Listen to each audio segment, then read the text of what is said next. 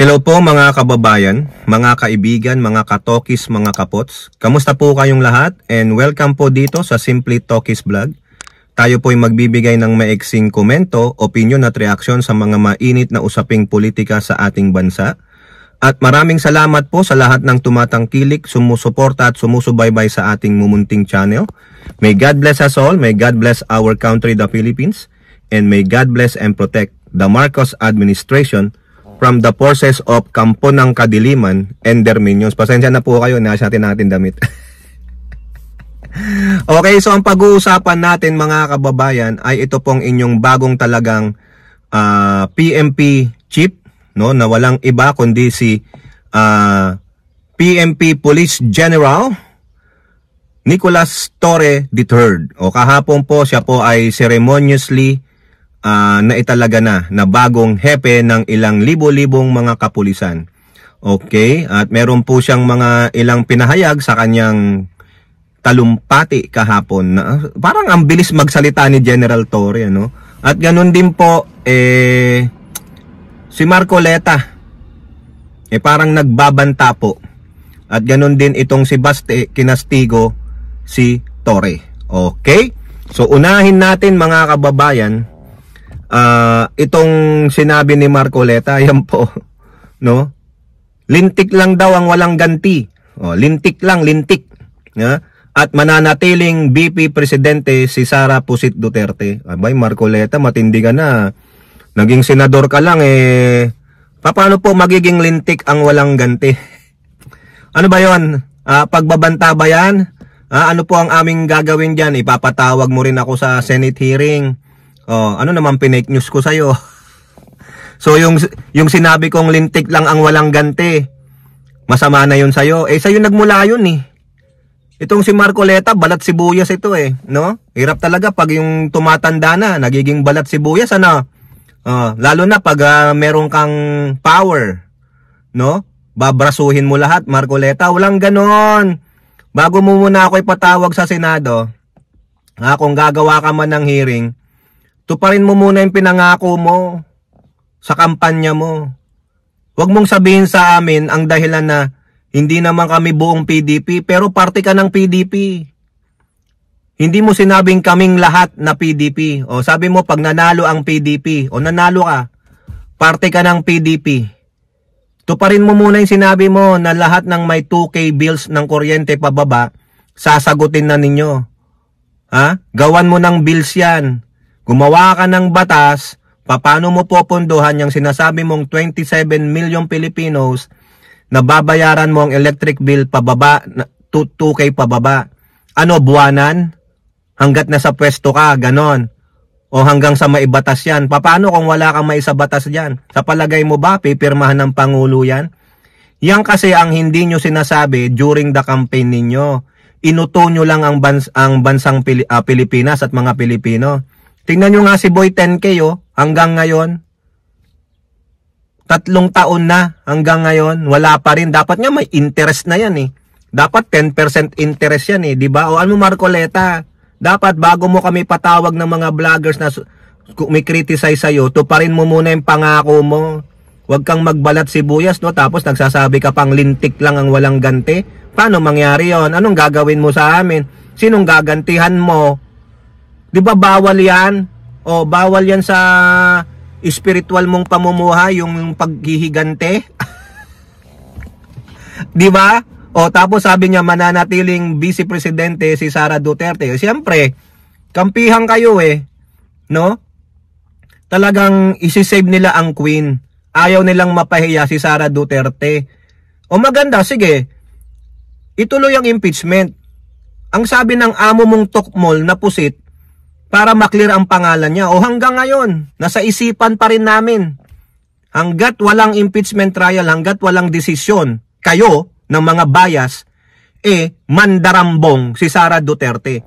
Magnanakaw si Sara Duterte. Mamamatay tao si Sara Duterte hanggat walang desisyon. Kasi dinidribble ninyo Dami nyong dahilan Dinidelay ninyo para ma-technical di ba? Paano niya makiklear ang pangalan niya?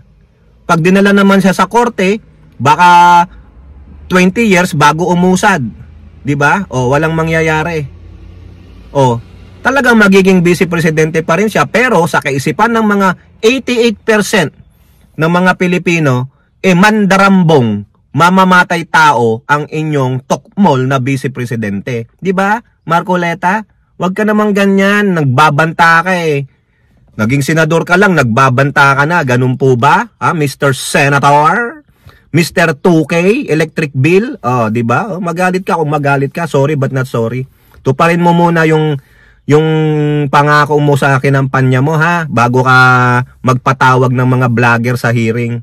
Oh, baka naman puro i-deflection mo, puro patawag ka ng hearing, wala ka nang magawang batas. Gawin mo munang batas 'yon.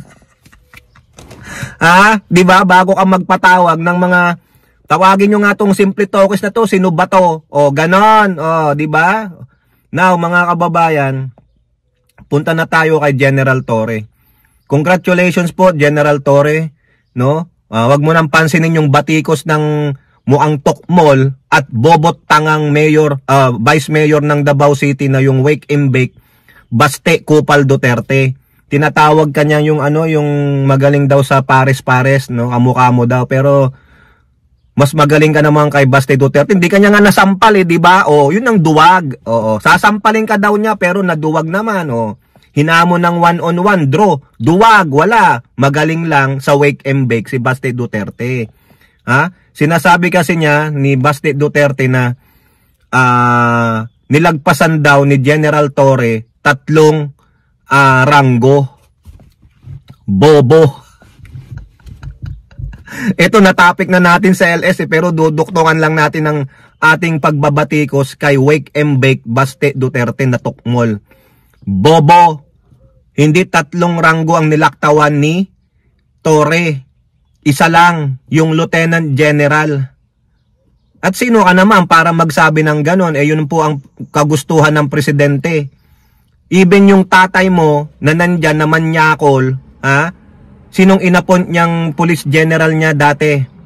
Nung pagkaupong paukupo niya? Si Bato. Pinromote lang na 1-star general in preparation para maging tuta ng tatay mo. Ilang ranggo ang nilagpasan ni Bato? 2. 2-star general and 3-star general. Si Torre, ilan? Isa lang. Yung Lieutenant General na 3-star. Bobo! Napakalaki mong bobo, tukmol. Yan kasi, panay kasi ang Wake and Bake, di ba? Nakakahiya po. Tapos sabi niya, parang lang daw, anong sabi niya, yung pabor-pabor lang daw. 'Di ba? Pabor-pabor lang daw ang ginawa ng Pangulo kay Torre kasi nga hinuli tatay niya, hinuli yung kaibigan niyang Mangkanor ng tatay niya. Pinaboran lang daw si Torre. So what? Magaling naman. Yung tatay mo, 'di ba ginawa din 'yon? Ba't hindi ka nagsalita ng ganyan? Anong accomplishment ni Bato sa PNP? Bago siya naging Director General. Tuta ni Digong. 'Di ba? Member ng death squad. Sabi ng tatay mo, ayan meron kayong senator dito na member ng death squad. Wag kang magsinungaling, Bato. Sinabi ng amo mo 'yun sa Senate hearing. Member ng death squad. 'Di ba pabor-pabor din? Hindi mo pala alaman ang sinasabi mo. Ang pinatutong ka lang pala nitong si Wake and Bake, hindi si Police General Torre, kundi yung walang alam na Police General na si Bato de la Rosa. 'Di ba? Pabor-pabor lang, tanga talaga. Sabi ng mga netizens, mga kababayan, ano bang hinitit nito? Suminghot na naman ba to? Hindi alam ang pinagsasabi. Baka ang iniisip niya, si Bato. Si Bato ang malaking benepisyo na sinasabi mong pabor-pabor. Si Bato ang malaking benepisyong lumundag ng 2 ranggo bago na 3 ranggo, mga kababayan. Kasi kernel lang siya sa Davao o naging hepe, 1-star, tapos naging police general. Biruin nyo, didaig pa siya ni Torre. Si Torre major general si Bato brigadier general, lower rank kay Torre. So therefore yung tinatawag mong bata-bata, pabor-pabor, bobo. Anong accomplishment ni Bato bago siya naging PNP chief? May nahuli siyang malaking drug lord? Wala. 'Di ba? Hanggang sa nung umalis siyang PNP chief, wala siyang nahuling malaking isda sa pinagbabawal na gamot. Anong ginawa niya? Oplan tokhang, patay dito, patay doon. Implementor ng tokhang yan. Hoy, baste. Nako, Diyos mio. Nakakahiya mga kababayan. O yung kinikriticize niya, na pabor-pabor lang daw. Ano ang sabi ni General Torre? Ha? Harry Roque, maganda-handa ka. Makikipagtulungan po ang PMP sa Interpol. Maganda-handa ka. Oo. At the same time, ano ang sabi ni Torre kay Bato? Contingency plan is in place when there is a warrant from ICC for General o for Senator Bato. O Bato, yan ang kinakatakutan nyo. Ha? Inaalipusta nyo si PNP Chief Torre. Pero iyan yung may yagballs. Hindi kayo kinatakutan, pinalagang kayo. Sabi nga niya kay Baste, alika dito, sampalin mo ko. O sino naduwag? Sino ang may bayag? 'Di ba? Puro kasi daldal. Yabang lang kayo. Ha? Takbuhin pala kayo eh. Papasok kayo sa palda ng mga minions ninyo. Pero kung mag-isa ka lang, wala kang bayag, wala kang titi. Ang yabang-yabang mo, urong pala ang bayag mo pag mag-isa lang kayo, matapang lang kayo. Sa dami kasi ng bodyguard nyo. Tignan mo yung ate mo, 400 bodyguards sa tag-ira. Nanununtok ng sheriff pero may 400 bodyguards. O di ba? O ano sabi ni Torre? Bato, kung sakaling darating na sa September yung warrant of arrest mo, there is already a contingency plan. May plano na pala. Napag-aralan ka na ba to? Ikaw Roque, napag-aralan ka na rin. Oo, ikaw Baste, ha? Wake and bake. Magkamali ka ng galaw, paplanuhin ka din. Ang ayaw ko lang sa sinabi ni General Torre, sir, yung reward system mo, burahin mo yan. Masamang president yan, kasi gagamitin yan ng mga tiwali, ng mga otoridad, para sabihin, kasi may quota system may reward system mali po yan. Yan po yung pinag-ugatan ng EJK, ng drug on war ni Digong. Wag po yun, General Torre. Huwag kang magbigay ng reward sa mga police. Let them do their job properly, respecting the human rights of every allegedly suspects or criminal.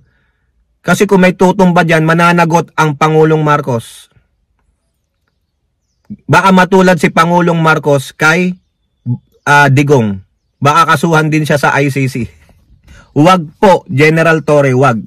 You retract that one. Find other ways to minimize the killings, but you do it in a holistic approach. Yung paghuli sa mga kriminal, sa mga alleged suspects, is do it in holistic approach. That's na nang ginagawa ngayon ng Presidente Marcos. Holistic, buhayin po. Igalang ang kanilang human rights. Yun lang po, no? So, once again, congratulations, General Torre. At sana magawa mo yung sinasabi mo kay Roque at kay Bato. At ikaw na ang sumampal kay Baste. Kasi di niya magawa Okay, kayo po, ano po yung masasabi? Comment down below and don't forget to like and share. Hope to see you in our next videos. Bye-bye. God bless.